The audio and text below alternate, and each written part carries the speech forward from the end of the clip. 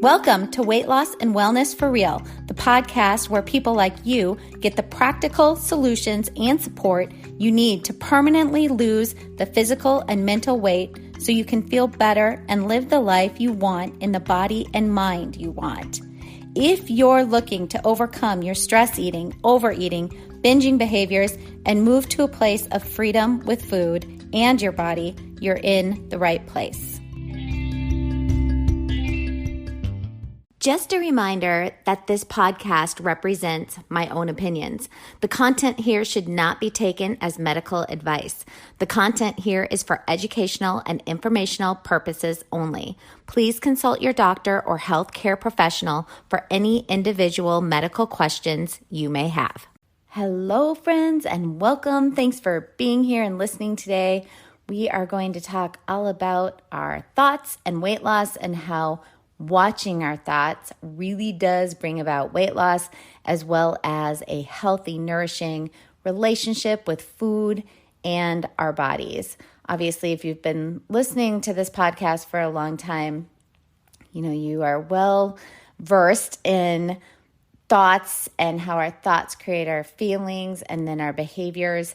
And this is going to be just a little bit more in depth about how watching our thoughts, playing with our thoughts, working with our thoughts really does create weight loss, how that works. So it is true that to lose weight or to get that freedom feeling relationship with food and our bodies, we do have to actually behave in ways that create this, right? We do actually have to have actions that help create this, meaning, we're eating only what our body needs for nourishment.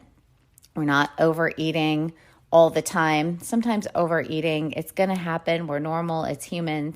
But, we're looking for that not to happen all the time. But really, so we do need actions. We do need to change our behaviors. But really, the change needs to start before this piece is in place. And if you're someone who has repeatedly lost weight and then regained weight, then this thought work piece is absolutely crucial for losing the weight for good. So for most of us, for most of my clients, it is always our thoughts and beliefs, not your diet, that hold you back from living in the body you really want to live in. Excess weight is often a reflection of our mental and or our emotional state. And, that's because for so many of us, I know most of you listening, I just think, I'm guessing it's like 80% of the population is just, very much emotional eaters. We use food for comfort, to numb out, to distract from our emotions. So that's emotional eating. And even when you're feeling good, if you're overeating because you're, super happy or whatever, that's still emotional eating.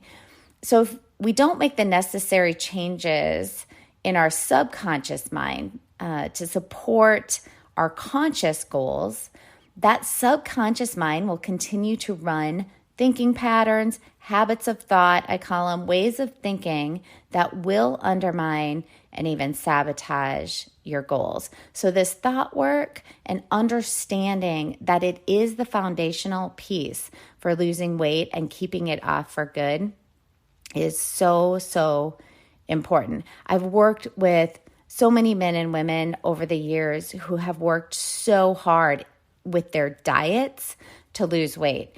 And time again, they regain or just can't get it off to begin with. And it's always the thought work piece that is missing. Once we get that piece into place, the weight comes off and stays off. And one thing you'll always hear from me is, there are some other people out there doing this work, and often I will hear things, I'm listening to other things or see things on social media, and they will say things that, the thought work piece, that part has to come first. You have to learn to love your body first. Before you start losing weight, like you have to do that piece first. And I have not seen that. I will argue that. it is important. And yes, it can come first and that can be super helpful, but you can do it alongside of making the behavior changes so that you're doing this thought work, you're working on the thought work while the weight is coming off. It's not that you have to figure all this subconscious, conscious stuff out first in order to then start losing the weight. Yes, you need this piece. I truly believe it, but you can do it alongside of each other. You can do the thought work alongside of while you're doing the behavior piece of losing the weight. I wanted to tell you about a company I recently used and that you may be interested in using as well. It is called 5 Strands, 5 the number, and then STRANDS, 5 Strands, and it is a test to learn about food intolerances, environmental intolerances, and it can give you lots of really good information on how your body is currently responding to your diet. So it can identify food or environmental intolerances, and then you can kind of temporarily remove these things from your diet and make lifestyle decisions around that in order to reduce inflammation, to feel a bit better. This isn't about allergy testing. This isn't the same if you were to go get allergy testing through blood. This is simply about a different process they use that help to identify not allergies, but simple intolerances to foods that you currently may be eating and things in your environment. And then once you have that knowledge, the idea is you can go into an elimination diet and take all those things out at once. Versus if any of you have done an elimination diet before, when you're trying to figure out what's working for you, what's not, it may be something like you take out all dairy, you have to wait 4 weeks to see how you respond, then you take out another thing, so it's just this really long process of trying to figure those things out. This is just a really quick, simple, easy way to get that information and eliminate all those things at once. And then the idea is you do slowly add them back in once your body, the inflammation has calmed down, your body's ready to respond to them again. So this isn't about eliminating these foods forever and always. It's simply about taking them out for a time period to really optimize your health, maybe even lose some weight, and then slowly adding them back in. And the test is so easy because you just send in some strands of hair, hence the name of the company, 5 Strands. You just send in some hair, you get results back within 5 to 7 days. The other reason I, when asked, agreed to work with this company was because their customer service was so amazing. Any questions you have, anything like that, they are just friendly, very knowledgeable. I just really, really appreciated this to me was like old school customer service. So they're a great company. And this sort of testing can just give you that idea of, okay, these are the things I'm going to try to cut out. And we'll see, trying to optimize feeling good, all that sort of stuff. And my own personal thing with this is I was noticing that I was having just some cues and feedback going on from my body with some regular things I had been eating where I had never had those negative cues and feedback before. And so I knew something was going on, and that's why I got into taking this test. And what was really interesting is some things came back that I knew would come back. Like I've always known dairy. I do not do well with dairy. I know I don't do well with eggs, things like that. But I really found some of the results fascinating. Like there were certain proteins that I was used to eating every single day that I'm highly right now currently in my lifestyle intolerant to, and other proteins that were just fine. So that helped me adjust to what I'm eating right now. Another thing that was really interesting is I always thought I was really intolerant to red wine, but was fine with all clear alcohol like vodka, all that kind of stuff. And actually, according to this, all clear alcohol is not good, but I am totally cool with red wine. So things like that were really, really fascinating to me, and also just helped me create sort of this elimination diet plan for about 6 weeks that I'll be doing, and just gave me all the information in one shot. So I highly, highly recommend them if you are looking to optimize your health. It's a quick and easy test to just get more information. I really do hope you give it a try. I just believe more knowledge about our bodies and how they are working is such a key in gaining that optimal health. So if you want to give them a try, you can head over to 5strands.com. Again, it's the number 5 and then STRANDS.com. And when you go to check out, put in my name, Heather Heinen, HEYNEN, and you're going to get a nice discount. So let's think about this here. The diet business is booming. It makes so much money through gimmicks, through shakes, through diet programs, through supplements, through cleanses, through, eat this and, the food plans. But it is really obvious that it's not working. So we are spending more and more and more money on, gimmicky diet stuff, and we are more overweight and unhealthy than we have ever been. So the truth is, these diets do not work for the long term, for lasting weight loss, for permanent weight loss. They're just, they're just not sustainable. And I just don't get why, we would keep spending the money, putting in so much energy and effort to lose some weight for a short period of time, because you can follow any diet and it'll work for a short period of time. But inevitably, we gain back the weight, usually plus some extra weight. And so there is something really missing from the diet industry. And that is the thought work, the emotional work that needs to coincide or can come before making the behavior changes to how and what we consume with food and drink. And the problem that then occurs with this dieting, losing, regaining, dieting, losing, regaining cycle is that you will start to carry a belief within your mind, a belief that is very limiting. And I have another episode on limiting beliefs. And sorry, I don't have the podcast number, but if you scroll through, I know it's titled that, Limited Beliefs. So we start to create then this belief that is very limiting, the belief that you will never be able to lose weight or maintain your optimal weight because you're in this yo-yo cycle of losing, regaining, or maybe never being able to lose. And if you've been listening to this podcast for a while, you're going to know what I'm about to say. A limiting belief will then populate thoughts subconsciously and consciously that create feelings, because remember, thoughts create feelings, that create feelings of defeat, unwillingness, of overwhelm, helplessness. And then these feelings will drive actions and behaviors that will include things like screw it eating and or drinking, behaviors like giving up, continued emotional eating, binging cycles, etc. So people can also hold on to weight out of fear. And I've worked with some people who have suffered sexual abuse, other kinds of physical abuse, some sort of, emotional abuse, but some sort of trauma. So they subconsciously hold on to the weight as a protective measure. Especially, I see it a lot with people who have been sexually abused. They kind of keep that weight on as a protective measure to keep them from being abused again, right?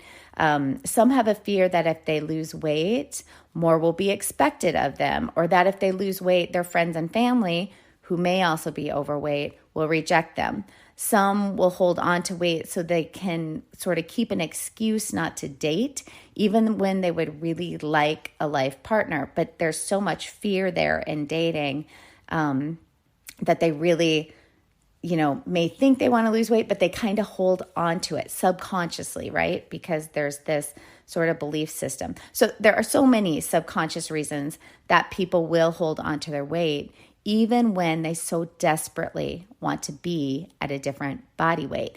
And these beliefs are so limiting because in order to release unwanted weight for good, permanently, your conscious and subconscious mind have to agree. They have to be in alignment. So you can keep putting the energy into losing weight and keeping it off while all your extra energy is getting spent on the tension and the back and forth tug of war So, between your subconscious mind, we could call it your lower brain, that's saying you need to keep the weight on because of some of those subconscious reasons I was mentioning. And then your conscious mind or your higher brain is thinking, I so want this weight off, right? So there's tension.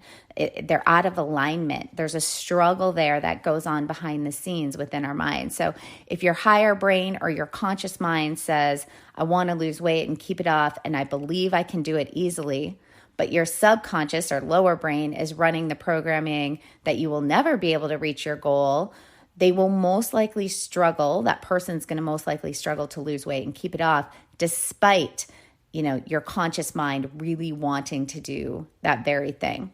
Okay, so first things you kind of want to do is ask yourself, what's your story?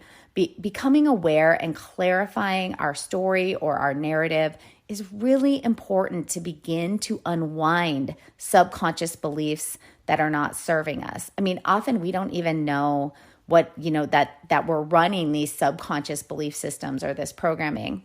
So are you telling yourself that weight loss is hard because you're so busy, because you don't have the energy? Or is there a story maybe from your past that is holding you back? Was a parent often commenting on your body or their own body, right? Like, was that a focus within the family?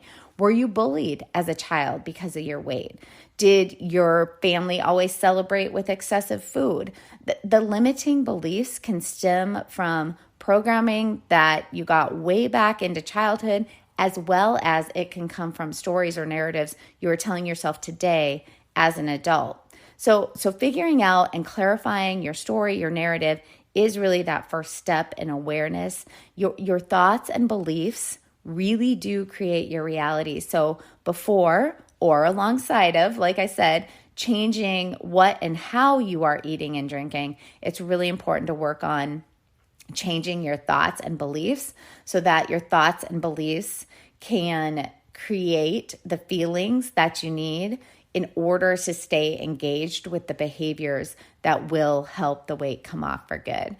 And there are really many ways to do this, and this is obviously how I work with my clients to find best practices that work for them, because everyone does this process a little different because we are all different. But one of the number one ways you can start to work on this is by listening and watching your self-talk.